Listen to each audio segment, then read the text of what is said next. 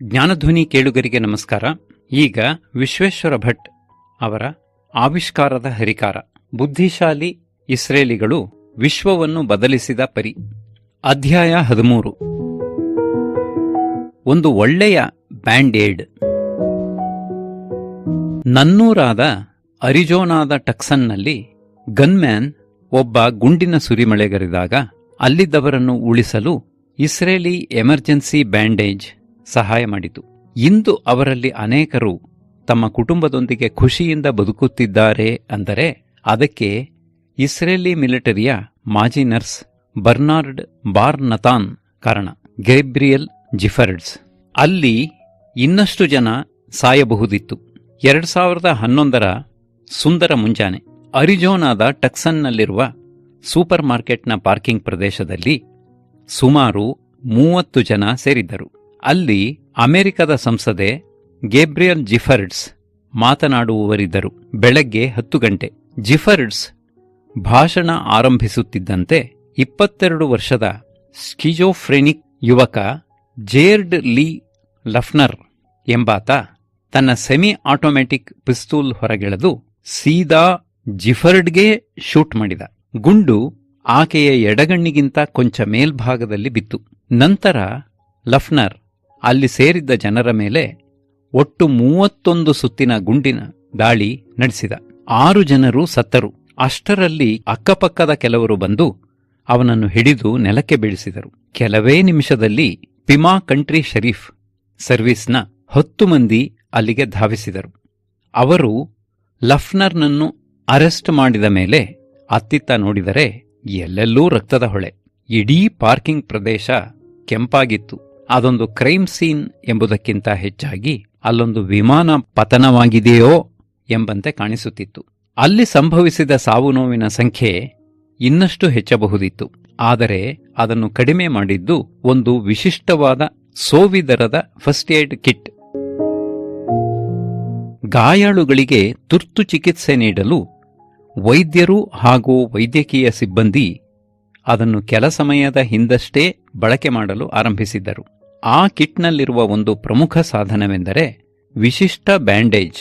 ಅದನ್ನು ಕಂಡುಹಿಡಿದದ್ದು ಸಾವಿರಾರು ಮೈಲು ದೂರದಲ್ಲಿರುವ ಇಸ್ರೇಲ್ನ ಸೇನಾಪಡೆಯ ನರ್ಸ್ ಬರ್ನಾರ್ಡ್ ಬಾರ್ ನತಾನ್. ಅದಕ್ಕೆ ಎಮರ್ಜೆನ್ಸಿ ಬ್ಯಾಂಡೇಜ್ ಎಂದು ಕರೆಯುತ್ತಿದ್ದರು. ಅದರಲ್ಲಿ ಒಂದು ಸ್ಟರೈಲ್ ಪ್ಯಾಡ್ ಇತ್ತು. ರೋಗಿಯ ದೇಹದಿಂದ ರಕ್ತಸ್ರಾವ ನಿಲ್ಲಿಸಲು ವೈದ್ಯರು ಒತ್ತಿ ಹಿಡಿಯುವ ಪ್ಯಾಡ್ ಅದು. ಸಾಂಪ್ರದಾಯಿಕ ಬ್ಯಾಂಡೇಜ್ಗೂ ಅದಕ್ಕೂ ಇರುವ ಪ್ರಮುಖ ವ್ಯತ್ಯಾಸವೆಂದರೆ ಈ ಸ್ಟರೈಲ್ ಪ್ಯಾಡ್ನಲ್ಲಿ ಒಂದು ಬಿಲ್ಟ್-ಇನ್ ಹ್ಯಾಂಡಲ್ ಬಾರ್ ಇರುತ್ತದೆ. ಅದು ರಕ್ತಸ್ರಾವ ನಿಲ್ಲಿಸಲು ಸುಮಾರು 30 ಪೌಂಡ್ನಷ್ಟು ಒತ್ತಡ ನೀಡುತ್ತದೆ. ತಲೆಗೆ ದೊಡ್ಡ ಗಾಯವಾದರೂ ಅದನ್ನು ಬಳಸಬಹುದು. ಪ್ಯಾರಾಮೆಡಿಕಲ್ ಸಿಬ್ಬಂದಿ ಅಲ್ಲಿಗೆ ಧಾವಿಸಿದವರೇ ಜಿಫರ್ಡ್ಸ್ ಹಾಗೂ ಇತರರನ್ನು ಈ ಎಮರ್ಜೆನ್ಸಿ ಬ್ಯಾಂಡೇಜ್ನಿಂದ ಸುತ್ತಿಕೊಂಡು ಆಸ್ಪತ್ರೆಗೆ ಧಾವಿಸಿದರು. ಅದರಿಂದಾಗಿ ಆಕೆಯ ಜೀವ ಉಳಿದಿದ್ದು ಮಾತ್ರವಲ್ಲ, ಇನ್ನೂ ಹಲವರು ಬದುಕಿ ಉಳಿಯುವಂತಾಯಿತು. ಇದು ವಿಚಿತ್ರ.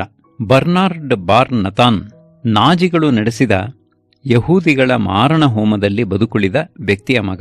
1960ರ ದಶಕದಲ್ಲಿ ಅಮೆರಿಕದ ಬ್ರೂಕ್ಲಿನ್ನಲ್ಲಿ ಬೆಳೆದ ಅವನು ಆ ಕಾಲದ ಎಲ್ಲಾ ಸಾಮಾನ್ಯ ಯಹೂದಿ ಮಕ್ಕಳಂತೆಯೇ ಇದ್ದ.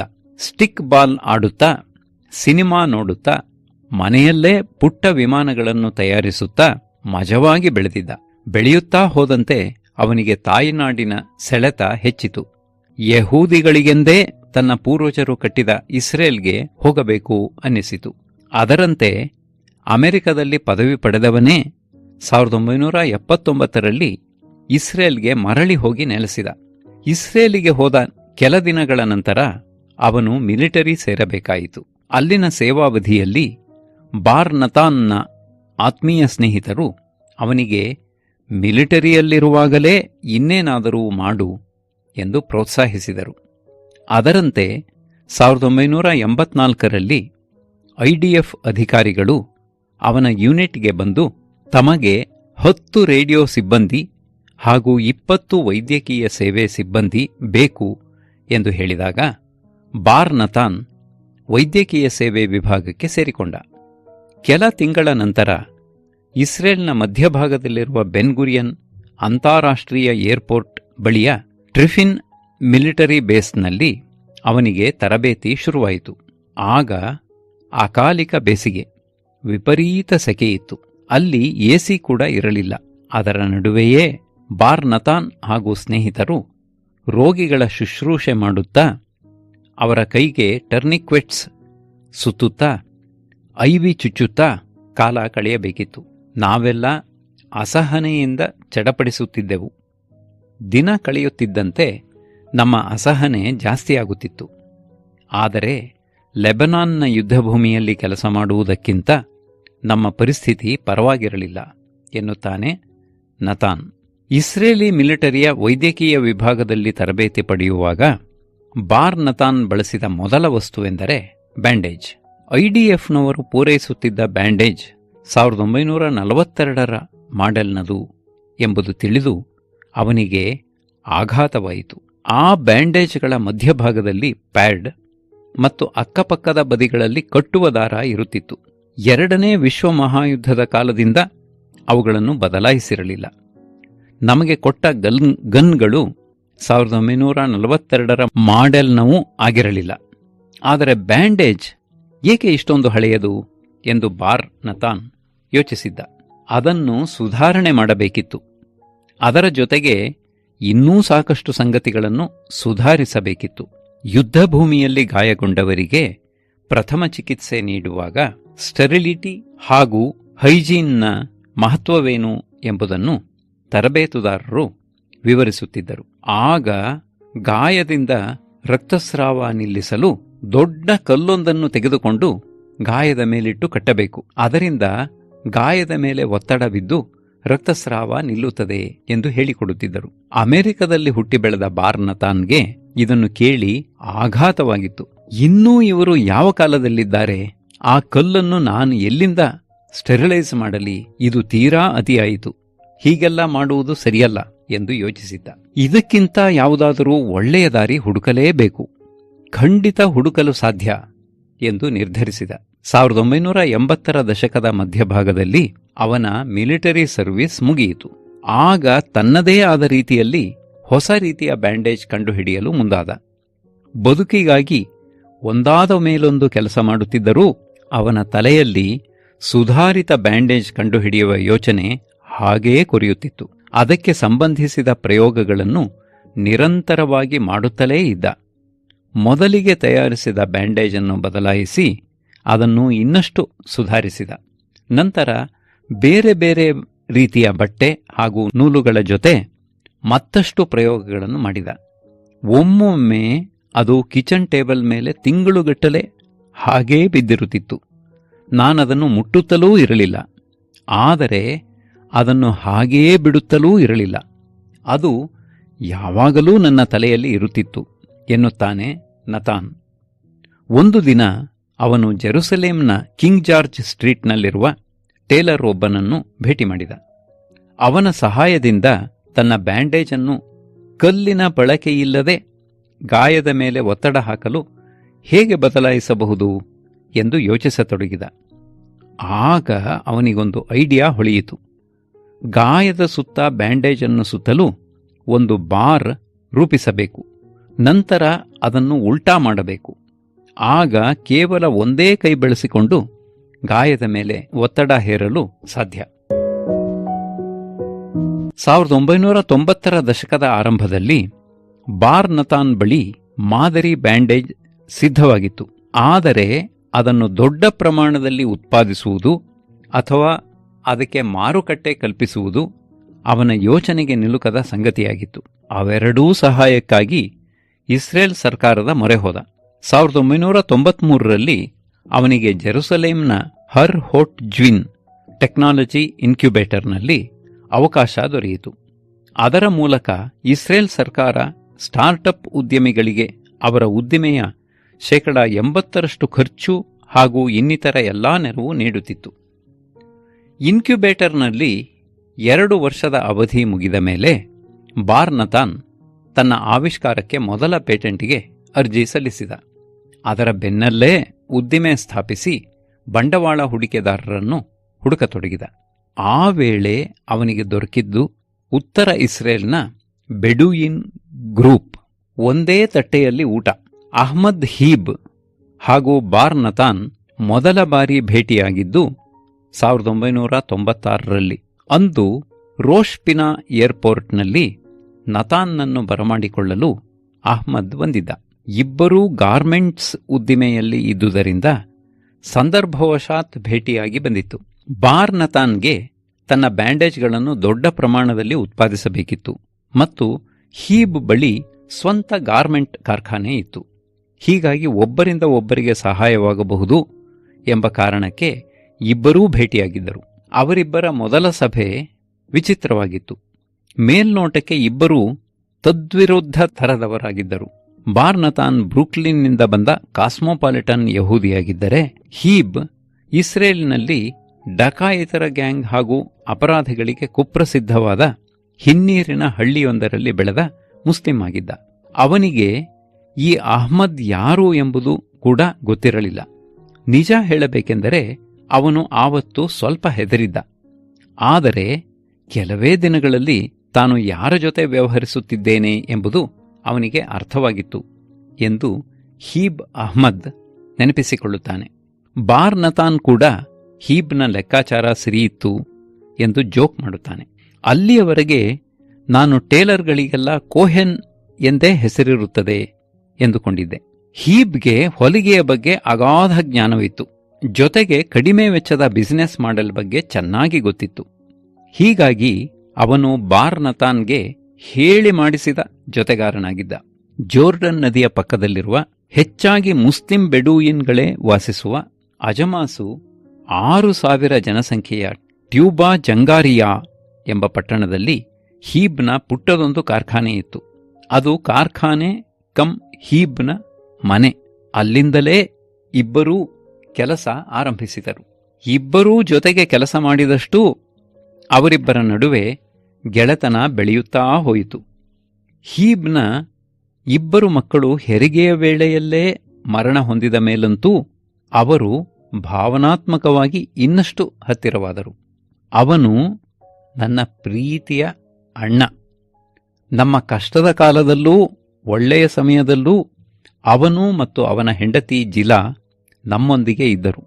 ನಮ್ಮ 3 ಹೆಣ್ಮಕ್ಕಳ ಮದುವೆಯಲ್ಲೂ ಅವರಿದ್ದರು ಎಂದು ಅಹ್ಮದ್ ಹೀಬ್ ಕಣ್ಣಂಚು ಒದ್ದೆ ಮಾಡಿಕೊಳ್ಳುತ್ತಾನೆ. ಬಾರ್ ನತಾನ್ ಕೂಡ ಹೀಬ್ ಬಗ್ಗೆ ಅಷ್ಟೇ ಪ್ರೀತಿ ಹೊಂದಿದ್ದಾನೆ. ನಾವಿಬ್ಬರೂ ಒಂದೇ ತಟ್ಟೆಯಲ್ಲಿ ಊಟ ಮಾಡಿದ್ದಿದೆ. ನಾನು ನನ್ನ ಕೆಲಸ ಮಾಡದಿದ್ದರೆ ಅವನಿಗೆ ಮಾಡಲು ಕೆಲಸವಿರುತ್ತಿರಲಿಲ್ಲ. ಅವನು ಅವನ ಕೆಲಸ ಮಾಡದೇ ಇದ್ದಿದ್ದರೆ ನನ್ನ ಬಳಿ ಮಾರುವುದಕ್ಕೆ ಏನೂ ಇರುತ್ತಿರಲಿಲ್ಲ. ಬಾರ್ ನತಾನ್ನ ಕಂಪನಿಯ ಅಧ್ಯಕ್ಷ ಯಮನ್ ಮೂಲದ ಯಹೂದಿ ರೋದ್ ಮದಾಯ್. ಅವನಿಗೂ ಹೀಬ್ ಜೊತೆ ಅಷ್ಟೇ ಸುಮಧುರ ಸಂಬಂಧವಿದೆ. ಇವತ್ತು ಬೆಳಗ್ಗೆಯಷ್ಟೇ ಅವರ ಜೊತೆ ಅರ್ಧ ತಾಸು ಫೋನ್ನಲ್ಲಿ ಮಾತಾಡಿದೆ. ಬಹುಶಃ ಇವತ್ತು ಅಥವಾ ನಾಳೆ ರಂಜಾನ್ ನಂತರ ಅವರ ಮನೆಗೆ ಊಟಕ್ಕೆ ಹೋಗುತ್ತೇನೆ.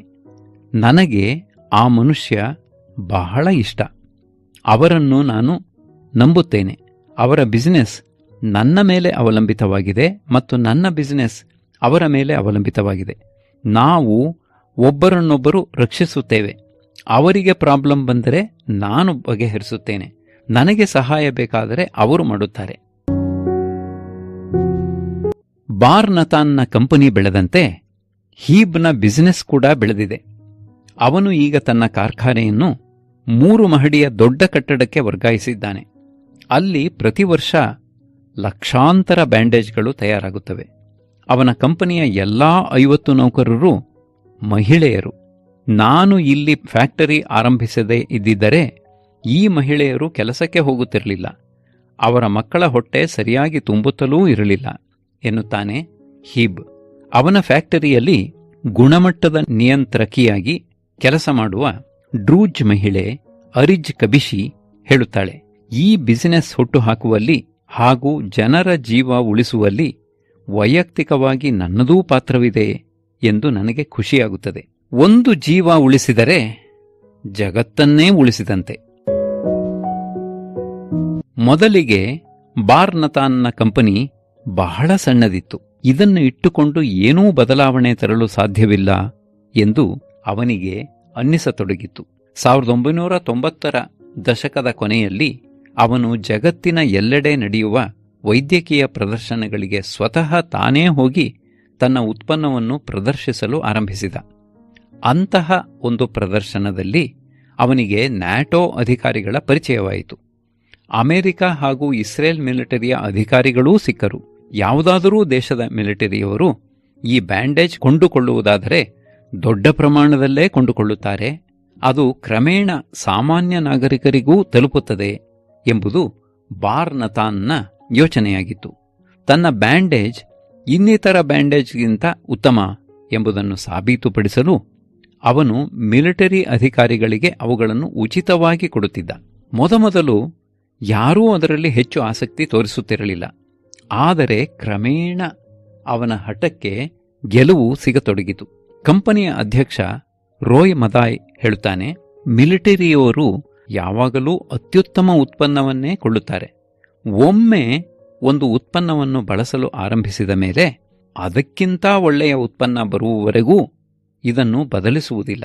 1998ರಲ್ಲಿ ಯುರೋಪಿನ ವೈದ್ಯಕೀಯ ಸಲಕರಣೆಗಳ ವಿತರಕನೊಬ್ಬ ಬಾರ್ನತಾನ್ನ ಬ್ಯಾಂಡೇಜ್ಗಳನ್ನು ಬೋಸ್ನಿಯಾದಲ್ಲಿ ಕಾರ್ಯಾಚರಣೆ ನಡೆಸುತ್ತಿದ್ದ ಬೆಲ್ಜಿಯಂ ಹಾಗೂ ಫ್ರಾನ್ಸ್ನ ನ್ಯಾಟೋ ಪಡೆಗಳಿಗೆ ಮಾರಾಟ ಮಾಡಿದ.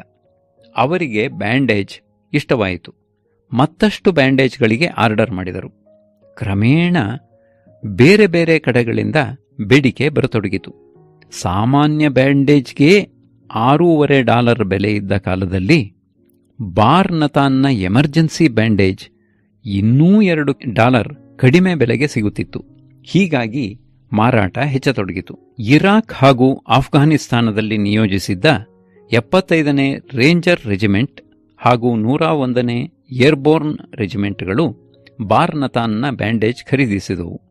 ನಂತರ ಅಮೆರಿಕದ ನೇವಿ ಸೀಲ್ಗಳು, CIA ಹಾಗೂ FBI ಕೂಡ ಬ್ಯಾಂಡೇಜ್ ಖರೀದಿಸಲಾರಂಭಿಸಿದವು. ನಂತರ ವರ್ಷದಿಂದ ವರ್ಷಕ್ಕೆ ಅವನ ಮಾರುಕಟ್ಟೆ ಬೆಳೆಯುತ್ತಲೇ ಹೋಯಿತು. ಇಂದು ಆಸ್ಟ್ರೇಲಿಯಾ, ನ್ಯೂಜಿಲೆಂಡ್ ಹಾಗೂ ನ್ಯಾಟೋ ಪಡೆಯಲ್ಲಿರುವ ಹೆಚ್ಚಿನ ಎಲ್ಲಾ ದೇಶಗಳೂ ಬಾರ್ನತಾನ್ನ ಬ್ಯಾಂಡೇಜನ್ನೇ ಬಳಸುತ್ತಿವೆ. ಅಮೆರಿಕದ ಸೇನಾಪಡೆ, ಇಸ್ರೇಲ್ ಸೇನಾಪಡೆ ಹಾಗೂ ಬ್ರಿಟಿಷ್ ಸೇನೆಯಲ್ಲಂತೂ ಈ ಬ್ಯಾಂಡೇಜ್ ಬಳಕೆ ಸರ್ವೇ ಸಾಮಾನ್ಯವಾಗಿದೆ. ಕೊನೆಗೂ ಬಾರ್ನತಾನ್ನ ನಂಬಿಕೆ ನಿಜವಾಗಿದೆ. ಮಿಲಿಟರಿಗಳು ಯಾವುದಾದರೂ ವಸ್ತುವನ್ನು ಬಳಸತೊಡಗಿದರೆ ಕ್ರಮೇಣ ಜನರೂ ಅವುಗಳನ್ನು ಬಳಸುತ್ತಾರೆ ಎಂದು ಅವನು ಲೆಕ್ಕ ಹಾಕಿದ್ದ. ಈಗ ಹಾಗೇ ಆಗಿದೆ.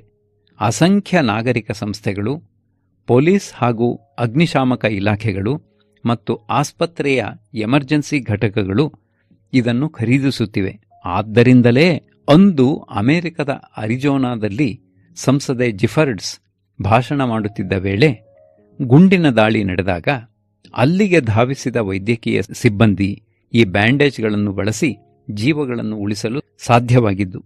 ತಾಲ್ಮುಡಿಕ್ನಲ್ಲಿ ಹೇಳಿದ ಒಂದು ಮಾತನ್ನು ನಾನು ಯಾವಾಗಲೂ ನಂಬುತ್ತೇನೆ. ಯಾರು ಒಂದು ಜೀವವನ್ನು ಉಳಿಸುತ್ತಾರೋ ಅವರು ಇಡೀ ಜಗತ್ತನ್ನೇ ಉಳಿಸಿದಂತೆ. ನಾನೂ ಒಂದು ದಿನ ಸಾಯುತ್ತೇನೆ. ನೀವು ಸ್ವರ್ಗವೆಂಬುದು ಇದೆಯೆಂದು ನಂಬುವುದಾದರೆ ನಾನು ಅಲ್ಲಿಗೆ ಹೋದಾಗ ಅವರು, ಓಹ್, ನೀನು ಬ್ಯಾಂಡೇಜ್ ಮ್ಯಾನ್ ಅಲ್ವಾ, ಬಾ ಒಳಗೆ ಎಂದು ಕರೆದುಕೊಳ್ಳುತ್ತಾರೆ ಎನ್ನುತ್ತಾನೆ ಬಾರ್ನತಾನ್.